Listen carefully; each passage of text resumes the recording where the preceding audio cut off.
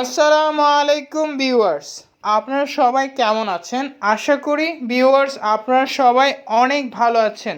Guys, আপনাদের সবাইকে আমাদের নতুন একটি ভিডিওতে ওয়েলকাম জানাচ্ছি। ভিউয়ার্স, আজকে আমি একটি গুরুত্বপূর্ণ বিষয় নিয়ে আলোচনা করব। সেটি হলো কিভাবে আপনি আপনার এনআইডি কার্ড সংশোধন করবেন। আজকে আমি ডিটেলসে দেখাবো এবং এনআইডি কার্ড সংশোধন করার পর কিভাবে পেমেন্ট করবেন। ফার্স্টে আমরা গুগলে এনআইডি যে অপশনটি রয়েছে, এনআইডি অপশনটি আমরা ফার্স্টে সার্চ করব।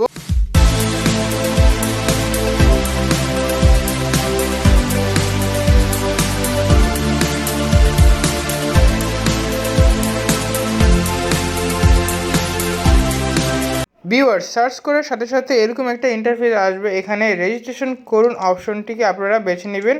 এখান থেকে অ্যাকাউন্ট রেজিস্টার নামে যে অপশনটি দেখতে পাচ্ছেন, এখানে আপনাদের জাতীয় পরিচয়পত্রের নম্বর অথবা যদি আপনার ফর্ম থেকে থাকে নতুন ভোটার, সেই ক্ষেত্রে ফর্ম নম্বর দিয়েও আপনারা করতে পারবেন।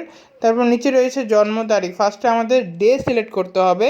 তারপর এখানে মান্থ, আপনার যেই মাস সেই মাসটি সিলেক্ট করতে হবে এবং আপনার জন্ম যেই সন, আপনি কোন ইয়ারে জন্মগ্রহণ করেছেন সেই ইয়ারটি আপনাকে এখানে সিলেক্ট করতে হবে। তারপর নিচে যে ক্যাপচার কোডটি রয়েছে, এই ক্যাপচার কোডটি আপনাদেরকে লিখতে হবে। ভিউয়ার্স, মনে রাখবেন এটা অবশ্যই আপনাদেরকে ঠিকভাবে লিখতে হবে।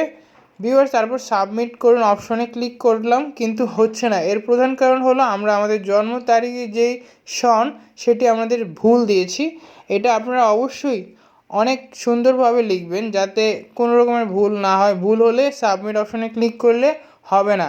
তারপর দেখতে পাচ্ছেন আমাদের ক্যাপচার অপশনের যে কোডটি, সেটিও আমরা ভুল করেছি। অবশ্যই মনে রাখবেন, যতক্ষণ পর্যন্ত আপনারা সঠিক ইয়ার, মাস, ডে সিলেক্ট না করতেছেন এবং ভালোভাবে ক্যাপচার কোডটি না লিখছেন, ততক্ষণ পর্যন্ত এই সাবমিট অপশনটি অ্যাকাউন্ট রেজিস্টারে আসবে না। তারপর এখান থেকে আমরা আমাদের বিভাগ, তারপরে জেলা সিলেক্ট করব। আমাদের বর্তমান ঠিকানা অনুযায়ী আমাদের বিভাগ, জেলা, উপজেলা, স্থায়ী ঠিকানা আমাদের সেম, তো আমরা সেম সিলেক্ট করব। ফার্স্টে আমরা বিভাগ ঢাকা, এখান থেকে নারায়ণগঞ্জ জেলা সিলেক্ট করেছি এবং উপজেলা নারায়ণগঞ্জ সদর। তারপর আপনারা যে মোবাইল নম্বরটি অ্যাকাউন্টের জন্য রেজিস্ট্রেশন করেছেন সেই মোবাইল নম্বরটি এখানে লিখবেন। মনে রাখবেন এই মোবাইল নাম্বারটির মাধ্যমে আপনার একটা ওপিডি কোড যাবে। যাচাই কোডটি দিন। আপনারা আপনাদের মোবাইলে যে কোডটি যাবে সেই কোডটি এখানে লিখবেন। সঠিকভাবে লিখলেই আপনাদের সেই বহাল অপশনে ক্লিক করবেন। ফার্স্টে আমরা যাচাই কোডটি দিন যে অপশনটি আছে, এখানে আমাদের কোড নাম্বারটি লিখব। মনে রাখবেন ওই যেই ফোন নাম্বার দিবেন সেই ফোন নাম্বার একটা কোড যাবে 6 ডিজিটের।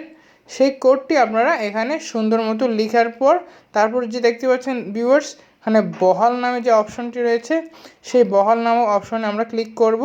তারপর ভিউয়ার্স, আপনারা এরকম একটা ইন্টারফেস দেখতে পাবেন। এখানে দেখতে পাচ্ছেন অ্যাকাউন্ট রেজিস্টার। প্রক্রিয়াটি শেষ করতে হলে আপনাকে অবশ্যই মোবাইলে এনআইডি ওয়ালেট নামক একটি অ্যাপ ইনস্টল করতে হবে। এই অ্যাপটি আপনারা মূলত গুগল প্লেতে পেয়ে যাবেন। আপনাদের মোবাইল অপশানে গুগল প্লে স্টোর যে অপশনটি রয়েছে, ওখান থেকে আপনাদেরকে এনআইডি ওয়ালেট যেই অ্যাপটি রয়েছে এই অ্যাপটি আপনাদেরকে ডাউনলোড করতে হবে। এর প্রধান উদ্দেশ্য হলো আপনাদেরকে এই কিউআর যে স্ক্যানারটি রয়েছে, স্ক্যানারটি স্ক্যান করতে হবে। আপনার মোবাইলে যে এনআইডি ওয়ালেট যে অ্যাপটি রয়েছে ওখানে একটি স্ক্যানার নামক অপশন রয়েছে। ওই স্ক্যানার দিয়ে আপনাদেরকে এখানে স্ক্যান করতে হবে।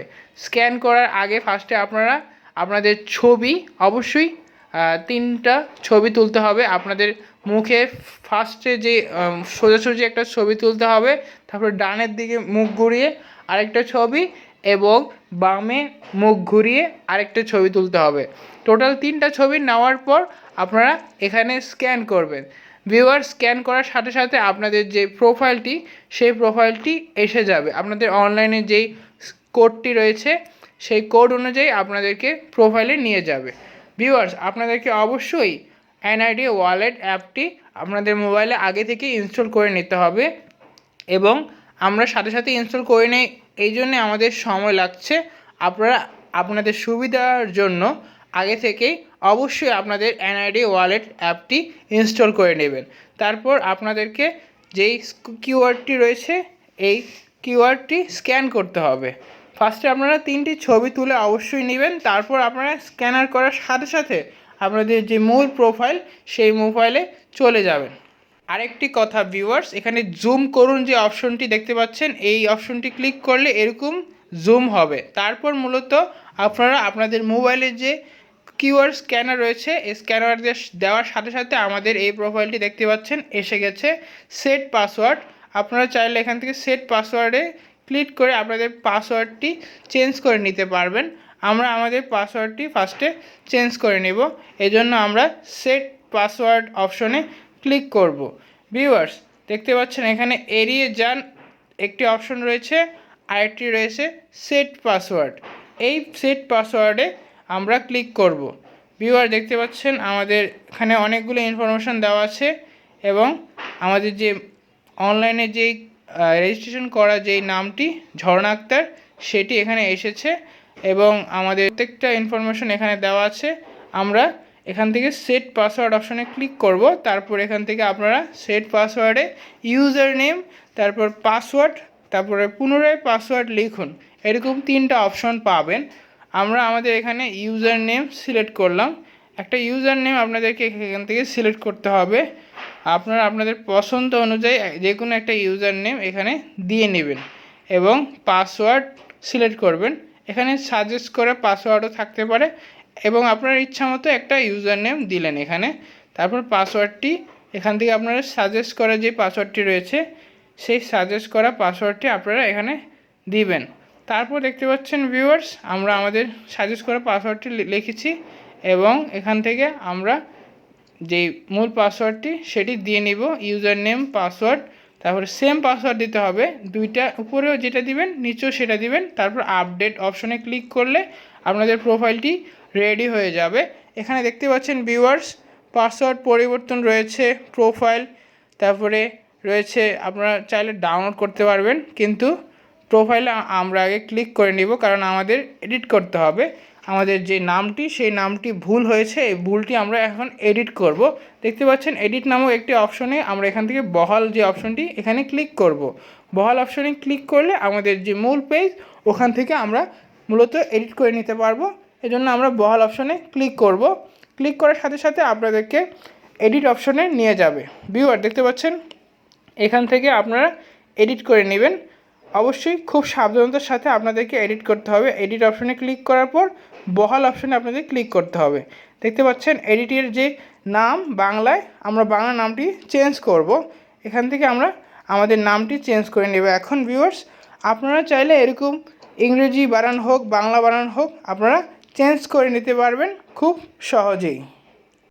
ভিউয়ার্স আপনারা এখান থেকে যে কোনো বিষয় চেঞ্জ করতে পারবেন, সেটা হোক জন্ম নিবন্ধনের তারিখ, রক্তের গ্রুপ, আপনার বাসার অ্যাড্রেস, যে কোনো বিষয় আপনার ইংরেজি নাম অথবা যে কোনো বিষয় আপনারা এখান থেকে চেঞ্জ করতে পারবেন। ভিউয়ার দেখতে পাচ্ছেন আমাদের 3টি ধাপ সম্পূর্ণ হয়েছে, এডিটিং, পরিবর্তন এবং ট্রানজ্যাকশন। ট্রানজ্যাকশন মূলত টাকার পরিমাণ, আপনাদেরকে একটি টাকার পরিমাণ নির্ধারিত করা হবে। আপনার যেই বিষয়টি পরিবর্তন করবেন, নামের পরিবর্তন হলে সেই ক্ষেত্রে আপনাদেরকে একটা পরিমাণে টাকা দিতে হবে, অথবা আপনার যদি জন্ম নিবন্ধনের তারিখের ভুল হয়ে থাকে সেই ক্ষেত্রে আরেকটা অ্যামাউন্টে টাকা দিতে হবে। আপনাদের ভুলের পরিমাণ অনুযায়ী আপনাদেরকে এখানে টাকা পরিশোধ করতে হবে। মনে রাখবেন বিকাশে আপনাদেরকে এই পরিশোধ করতে হবে টাকার পরিমাণটি। তারপর পরিবর্তন করার পর এখানে কাগজপত্র আপনাদেরকে জমা দিতে হবে প্রয়োজন অনুযায়ী।